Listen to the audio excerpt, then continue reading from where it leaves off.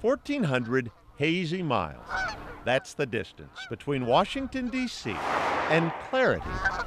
At least it was for Christopher Ingram, the Washington Post reporter who wrote an article mentioning Red Lake County, Minnesota, and stepped in it. I stumbled across this data set that the USDA had put together 10 years ago. Government data measuring scenery and climate, blue being good and brown being bad, which led Chris to write this.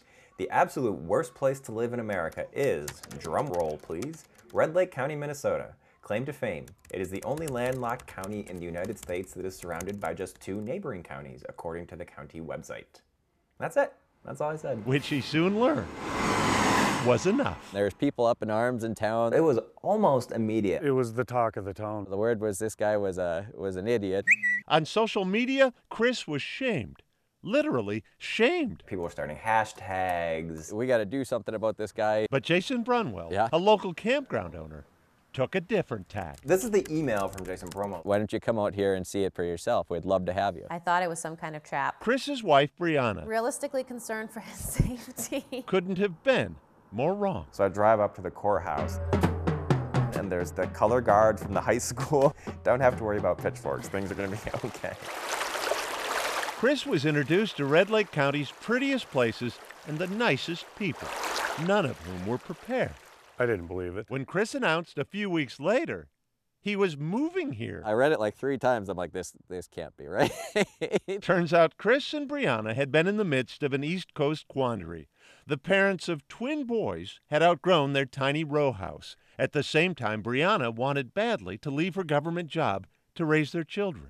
My mom was like, well, why don't you think about going to that nice town that you visited just a few weeks ago? Wouldn't that be fun? Those people seem so nice. I needed some convincing.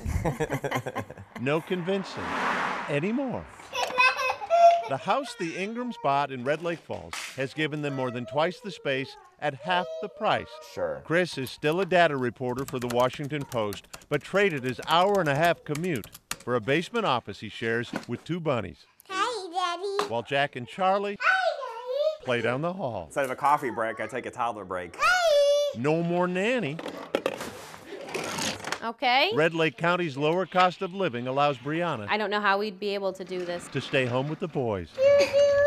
My DC friends are probably like going to cocktail parties and whatnot right now, but yeah, I'm standing here with sugar beets and a corn shock and a whole pile of gourds. The entire bounty given to them by the very people Chris insulted. People just drop by to say hello. That doesn't happen on the East Coast. And people were stopping by to welcome us with baskets and walleye. People really wanted to just say welcome and, we're glad to have you. Okay, the move to Red Lake Falls did come with concessions. Yeah, restaurants. Definitely miss the restaurants.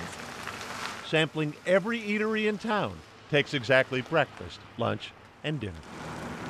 Yes, the water tower's over there. But feast your eyes Jack, what's that over there? on this. Combine. Reminds me of the ocean in many ways, just because it's so broad and vast, the farmlands. The sky is doing different things every single day. The sky and the Ingrams. I'm glad he came. He come to God's country. Hey, right. A week after they moved in, I felt like they were already part of the community. Give me a big hug. Oh. Good job. Already enough a part of the culture, Hold it good and tight to your cheek. Chris bought a deer hunting license. Every time somebody accuses me of being a fat East Coast liberal who's out of touch with, Midwestern values, I'll just send them the video of me shooting flames out of the end of this thing, and that should shut things up pretty good, I think. And if that doesn't, Evidently, it's some sort of explosive. this should.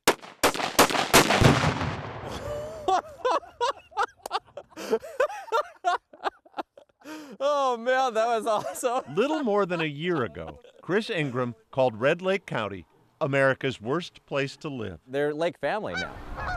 No better case has ever been made Yeah, absolutely. for dropping the data and dropping in. You don't realize the hidden beauty that's really everywhere. Boyd Hooper, KARE 11 News, Red Lake Falls.